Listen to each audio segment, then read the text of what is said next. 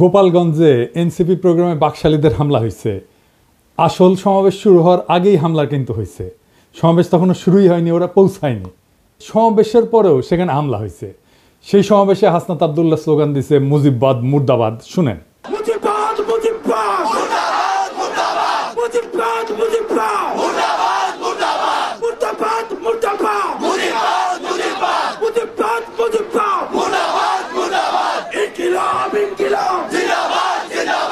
NCP যাইতেছে গোপালগঞ্জ শহরে, আর বাকশালীরা টুঙ্গিপাড়া পাহারা দেয়। আরে বেকুব, টুঙ্গিপাড়ার দায়িত্ব তো আমার। লোহা না গরম হইলে হাতুড়ি দিয়ে লোহায় বাড়ি দিয়ে লাভ আছে কোনো? বাকশালীদের ঔদ্ধত্য আর জনগণের ঘৃণা সেই পর্যায়ে পৌঁছাইলে টুঙ্গিপাড়া জয় বাংলা হয়ে যাবে, কেউ ঠেকাইতে পারবে না। টুঙ্গিপাড়া বাঁচানির একমাত্র রাস্তা হইতেছে বাকশালীদের জাতির কাছে ক্ষমা চাওয়া, নয়তো অপেক্ষা করা লোহা গরম হওয়ার। পিনাকির শপথ মিস হয় না, যা কইছি করে দেখাবো ইনশাল্লাহ। আওয়ামী লীগ আসলে কি, বাকশাল আসলে কি? একটা নিষিদ্ধ ঘোষিত সংগঠন যারা 16 বছর ধরে রাষ্ট্রকে দখল করে রাখা আয়নাঘর আর গুমখুনের রাষ্ট্র বানাইছিল। 1 বছর হয় নাই হাজার হাজার ছাত্ররে মারলো পাখির মতো গুলি কেরা। আর এই ছাত্রলীগ আওয়ামী লীগ নিজেরা অস্ত্র হাতে হাসিনা পুলিশের সাথে নামিছিল। তাদের মধ্যে যারা পলাইছে তারা তো পলাইছেই, আর বাকিগুলা গোপালগঞ্জে যায় ঢুকিছে। রাজনৈতিক নেতাদের জন্মস্থানে সেই দলের একটা প্রভাব থাকে দীর্ঘদিন, এটা স্বাভাবিক। গোপালগঞ্জেও আওয়ামী লীগের প্রভাব থাকবে, আওয়ামী মনোভাবাপন্ন মানুষ থাকবে, কিন্তু একটা রাজনৈতিক দলের শান্তিপূর্ণ কর্মসূচি করতে দেবে না। প্রাইভেট বাহিনী দিয়ে অস্ত্র হাতে সমাবেশ শুরুর আগেই সমাবেশ স্থল ভাঙবে, এটা কি মগের মুল্লুক? কেন বিএনপিকে তো গত ফেব্রুয়ারিতে সমাবেশ করতে বাধা দেয় নাই?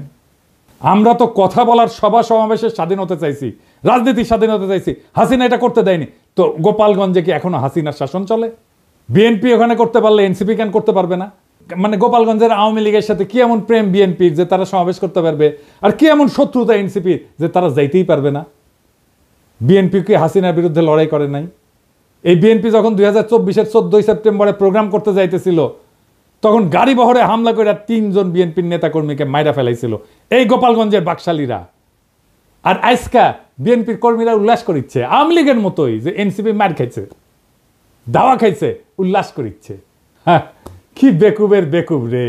তো বিএনপি পরে প্রোগ্রাম করলো যখন, তখন কোনো হইল না কেন? কোনো অ্যারেঞ্জমেন্ট হয়েছিল নিশ্চয়ই। তো যখন পরে বিএনপি প্রোগ্রাম করতে গেল, তখন কেন আওয়ামী লীগ ট্রিগার্ড হইল না? কেন ডাক্তার জাহিদ ট্রিগার্ড হইল না? কেন কচু খেতে ট্রিগার্ড হইল না? কেন আগে থেকে আওয়ামী লীগেরা চ্যালেঞ্জ ছুড়ে দিতে থাকলো? প্রশ্নটা এখানেই। তার মানে বিএনপির সাথে গোপালগঞ্জ আওয়ামী লীগের এই মুহূর্তে কোনো কনফ্লিক্ট নাই, কনফ্লিক্ট আছে এনসিপির সাথে। তার মানে এনসিপি সেই শক্তি যা হাসিনাকে উৎখাত করছে, তারে ঠেকাইতে হবে। বিএনপির সাথে আর কোনো শত্রুতা নাই। তাই আওয়াজ তুলছে গোপালগঞ্জের ছাত্ররা ঢুকতে পারবে না, ঢুকলেও বাইরে হতে পারবে না। এইটা ছিল মিথ। এই মিথ চুরমার হয়ে গেছে। রাজনৈতিক দলের কর্মসূচিকে নিরাপত্তা দেওয়া পুলিশের কর্তব্য, আর্মির কর্তব্য। এনসিপি মারপিট করতে যায় নাই, সভা করতে গেছে, রাজনৈতিক সভা। এনসিপির হাতে অস্ত্র ছিল না, আমরা সবাই দেখছি। তারা খালি হাতে গেছে, পুলিশ আর্মি নিরাপত্তা দিচ্ছে, তাদের পেশাগত কাজ করছে। পুলিশ আর্মি এই কাজটা করছে রক্তপাতহীনভাবে, কোনো প্রাণ ঝরে নাই, যতক্ষণ পর্যন্ত এনসিপির নেতারা ছিল। এটাই বিজয়, হাসিনার জামানাকে অতিক্রম করে যাওয়ার বিজয়। এই বিজয় এলো বর্ষা বিপ্লবের নায়কদের হাত ধরে। গোপালগঞ্জে মুজিব বিরোধী সমাবেশ করতে যাওয়া যায়, নিরাপদে ফিরেও আসা যায়, কোনো প্রাণঘাতী সংঘাত ছাড়াই। তারা তাদের কর্মসূচি শেষ করে ফেরত আসছে। এই ঘটনার রাজনৈতিক মূল্য অনেক। এইগুলাই ছোট ছোট বিজয়। আর গোপালগঞ্জের জনগণ নামে নাই, নাম ছিল বাকশালী গুন্ডারা। ওরা মরণপণ লড়াই করতে পারে না, সেটাও তো দেখলেন। এখন বলবেন কই 4 জন তো মারা গেছে। হ্যাঁ, মারা গেছে, কারণ তারা এনসিপির নেতারা ফিরে আসার পরে নানা জায়গায় হামলা শুরু করেছিল, বোমা আগ্নেয়াস্ত্র নিয়ে, এমনকি জেলখানা আক্রমণ করেছে। ক্যাজুয়ালিটি হয়েছে তারা ফিরে আসার পরে। আরও অনেককে চিনবার পারলাম এই সুযোগে। যেমন ধরেন বাংলাদেশের মিডিয়াগুলা, যেমন প্রথম আলো, জাউরা, ও বলছে যে কিছু লোক এসে হামলা চালাইছে। এই লোকের পরিচয় তারা জানে না। মতি মাহফুজকে এমনি আমি থাপড়াইতে চাই, জাউরার জীবন ভালো হবে না। এখন আবার কচু খেতে আসিছে মানবাধিকার নিয়ে, ওরে আমার ওরে। ওবার মানবাধিকারও বুঝে। মানে আপনি একজন খুনি ডাকাতের মানবাধিকারের পক্ষে দাঁড়াইবেন, জার্মানিতে নাজি পার্টির সদস্যদের মানবাধিকারের পক্ষে দাঁড়াবেন, ওই সারাক্ষণ করে ধান্দাবাজি, জানেন? কই থেকে কি টাকা কামানো যায় তার ধান্দা করে। টাকা কামানো খারাপ কিছু না, কিন্তু মিনিমাম নৈতিকতা তো থাকবে।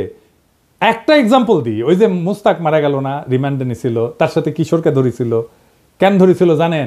নাফিস শরাফতের একটা কার্টুন আঁকিছিল কিশোর, এই আইডিয়া সামির প্রকাশ করেছিল আই এম বাংলাদেশিতে, সামি ওইটার অ্যাডমিন, সে নিজেই কইছে যে দেখেন সেই পেজ সেই চালাইতো। সেই নাফিস শরাফত রেগে গিয়া এই কিশোর আর মুস্তাককে অ্যারেস্ট করে পিটায়। মুস্তাককে এতই পিটাইছিল যে সে প্যান্টে হাগে দিছিল। তারপর তো মুস্তাক মরে গেল। সেই নাফিস শরাফতের একটা কাজের জন্য এই সামি তদবির করছে মন্ত্রণালয়ে, কাজ দেয় না, এই জন্য মন্ত্রণালয়ের দায়িত্বপ্রাপ্ত বিশেষ সহকারী পিছে সে লাগিছে, তার নামে রিপোর্ট করাইছে। যে আমার কমরেডকে মাইরা ফেলাইলো তার জন্য তদবির। সি সি সি সি রে সামি সি। আমি এটা শুনে বাকরুদ্ধ।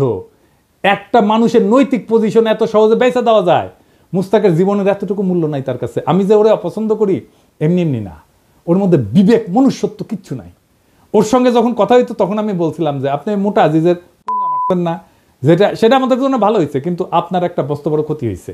আপনার মধ্যে একসময় রিমোর্স আসবে, অনুতাপ আসবে, আজ না হোক কাল আসবে, কাল না হোক পরশু আসবে, নয়তো মরার আগে আসবে। আপনার মনে হবে একজন মানুষ আপনারে বিশ্বাস করেছিল, সে খারাপ মানুষ তাতে সন্দেহ নাই, কিন্তু বিশ্বাস করছিল আপনাকে। সেই বিশ্বাস, ট্রাস্ট আপনি ভাঙছেন। ট্রাস্ট একটা খুব ইম্পর্টেন্ট জিনিস। বাংলাদেশে বিশ্বাস ভাঙাটা কোনো ব্যাপার না। আর এই কচুকেতিকে দেখে বুঝলাম ও মরার টাইমে ওর রিমোর্স আসবে না। তবে আল্লাহর মায়ের বলে একটা জিনিস আছে না, সেটাও টের পাইতে শুরু করবে এখনই ও টের পাবে। বাংলাদেশের কোনো মানুষ তাকে আর বিশ্বাস করবে না। আর আমি তো আমার এপিসোডে তার প্রশংসা করেই যাব। মানুষ জানবে একজন অতিশয় ভালো মানুষ আছে দুনিয়ায়, সে ভালো কাজ করে, সে ভালো ছেলে, সন্ধ্যায় হাত মুখ ধুয়ে পড়তে বসে, আর দেখে কোটি কোটি ধান্দা করা যায়, কোটি কোটি চান্দা আদায় করা যায়। কারে কারে দিয়ে চান্দা আদায় করে সেটাও জানি। যাই হোক, অনেকে কইতেছে যে এই হাসনাত আর্মি চিফের বিরুদ্ধে দাঁড়াইছিল, এখন আর্মির গাড়িতে কেন নিরাপত্তা নিল? আসেন ব্যাপারটা একটু বুঝে দেখি।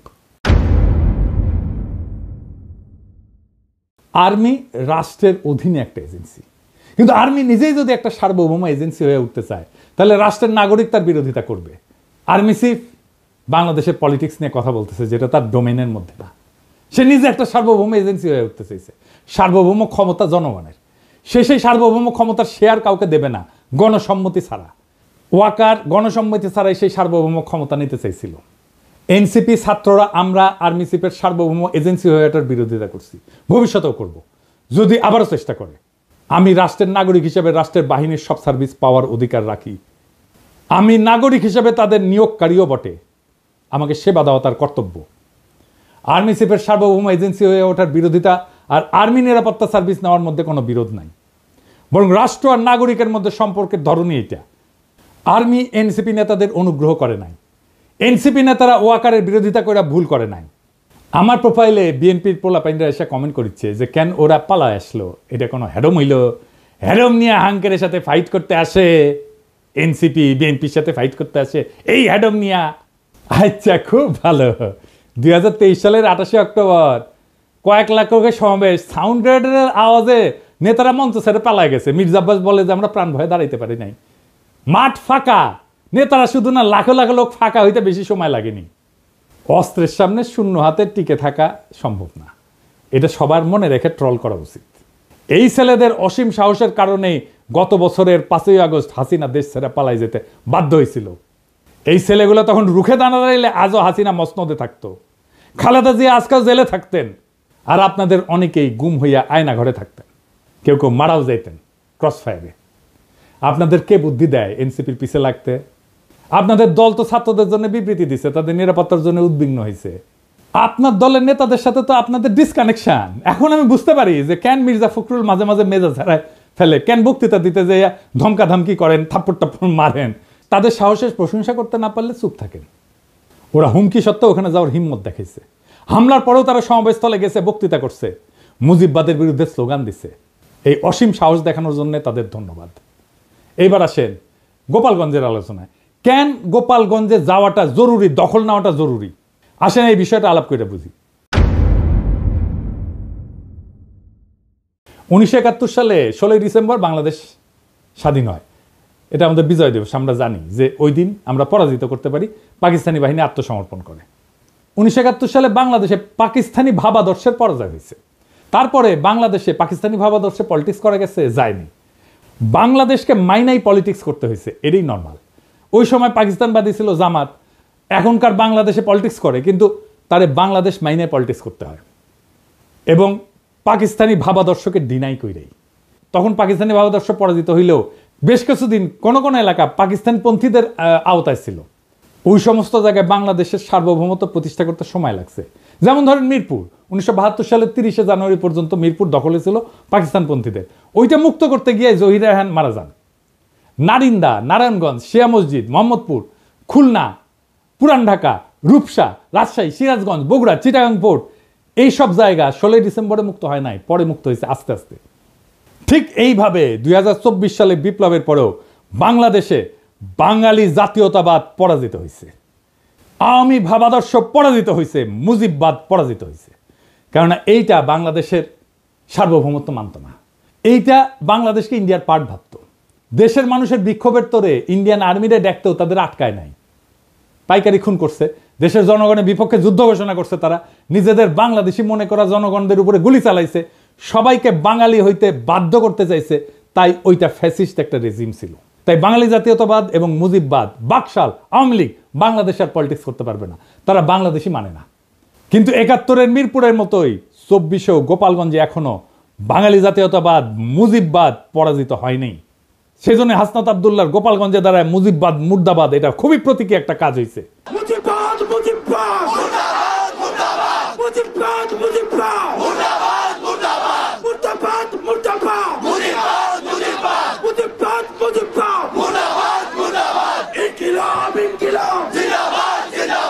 আমি গোপালগঞ্জের আমজনতারে বলবো, আপনারা বাংলাদেশ না মানা রেসিস্ট, ফ্যাসিস্ট বাঙালি জাতীয়তাবাদে থাকেন না, আর মদত দিয়েন না। সারেন্ডার করতে বাধ্য করেন অ্যান্টি বাংলাদেশ বাঙালি জাতীয়তাবাদী এবং মুজিববাদীদেরকে। পরাজয় মাইনে নিতে বলেন, মাইনে নিয়ে বাংলাদেশের মেইন স্ট্রিমে জয়েন করতে বলেন মেহেরবানি কইরা। আর এটা যদি না করতে চান, গোপালগঞ্জ বিপ্লবের বাংলাদেশের সার্বভৌমত্ব প্রতিষ্ঠা করা হবে। আপনারা এক সপ্তাহ টিকতে পারবেন না, আর্মি পুলিশ কিচ্ছু লাগবে না, জাস্ট আপনাদের সাপ্লাই চেইন বন্ধ করে দেওয়া হবে। আপনারা বাইরে হতে পারবেন কিন্তু ঢুকতে পারবেন না।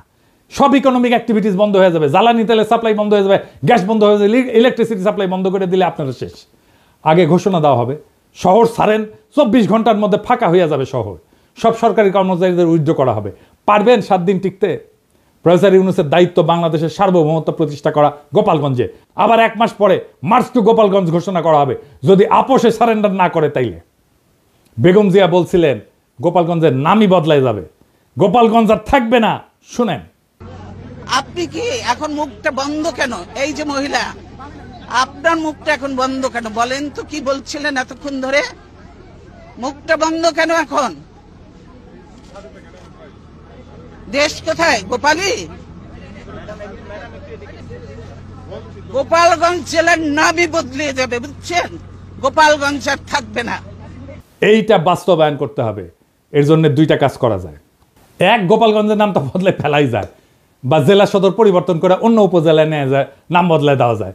গোপালগঞ্জ বদলে কাশিয়ানি করা, কিন্তু মৌলিক কোনো পরিবর্তন করা হবে না। আর 2 নম্বর হচ্ছে গোপালগঞ্জের উপজেলাগুলোকে জিওগ্রাফিক্যাল লোকেশন, রোড কানেক্টিভিটি এবং হিস্টোরিক্যাল কালচারাল কানেকশনের ভিত্তিতে অন্যান্য জেলার সাথে রিডিস্ট্রিবিউট করে দেওয়া, গোপালগঞ্জ জেলায় বাদ দিয়ে দেওয়া।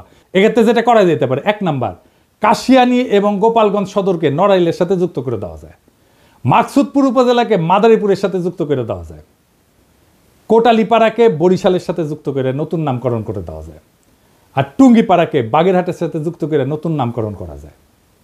তো এতে একটা জেলা কমে যাবে। তো একটা জেলা যদি কমে যায়, তাহলে আমরা কোনো একটা জায়গাকে, যেমন ভৈরব বা লাকসামকে নতুন জেলা ঘোষণা করে মোট জেলার সংখ্যা 64 রাখা যায়। এখন সময় আসছে একটা প্রতীকী কিন্তু বাস্তব সিদ্ধান্ত গ্রহণের। গোপালগঞ্জে বাংলাদেশের মানচিত্র থেকে কেবল এক প্রশাসনিক জেলা হিসাবে না, একটা দমন পীড়নের দুর্গ হিসাবে, বাকশাল মুজিববাদের দুর্গ হিসাবে চিহ্নিত করার ইতিহাস থেকে মুক্ত করতে হবে। টুঙ্গিপাড়া বা গোপালগঞ্জ কখনো একটা পরিবার বা মতাদর্শের ব্যক্তিগত দুর্গ হতে পারে না। এটা বাংলাদেশ নামের জাতির অংশ। এই জাতির মালিক জনগণ, কোনো পরিবার না। 1972 সালে যেমন মিরপুর জমাট পাকিস্তানি জাতীয়তাবাদ গুড়ায় দিছিল, জনতার বিজয়, সে তেমনি 2025 সালে গোপালগঞ্জে ভাঙতে হবে সেই বাঙালি জাতীয়তাবাদ, মুজিববাদের ছত্রবেশী ফ্যাসিবাদের দুর্গ। 21 শতকের বাংলাদেশে জায়গা নাই সেই রাজনীতির, যারা বাংলাদেশকে ভারতীয় মতাদর্শের গুদামে পরিণত করতে চায়। গোপালগঞ্জের প্রশাসনিক পুনর্বিন্যাস শুধু রাজনৈতিক প্রতিশোধ না, এটা ভবিষ্যতের জন্য বার্তা। আর কোনো জেলাকে পরিবর্তনের দুর্গ করা যাবে না। যে জেলা জনগণের বিরুদ্ধে চলে যায় তাকে আবার জনগণের ভিতরে ছড়াই দিতে হবে। এই দেশ কারো ব্যক্তিগত জমিদারি না। মুজিববাদ না বাংলাদেশ জিন্দাবাদ, বাকশাল না গণতন্ত্র জিন্দাবাদ, টুঙ্গিপাড়া না সার্বভৌম বাংলাদেশ জিন্দাবাদ। আমরা চলছি, আমরা চলা শুরু করছি, আর থামবো না। এবার শুধু ঢাকাই না, আবার হবে মার্চ টু গোপালগঞ্জ। যদি না মানে আপোষে, তবে শুরু হবে গণজনতার শুদ্ধি অভিযান। গোপালগঞ্জ থাকবে না, থাকবে শুধু বাংলাদেশ। ইনকিলাব জিন্দাবাদ।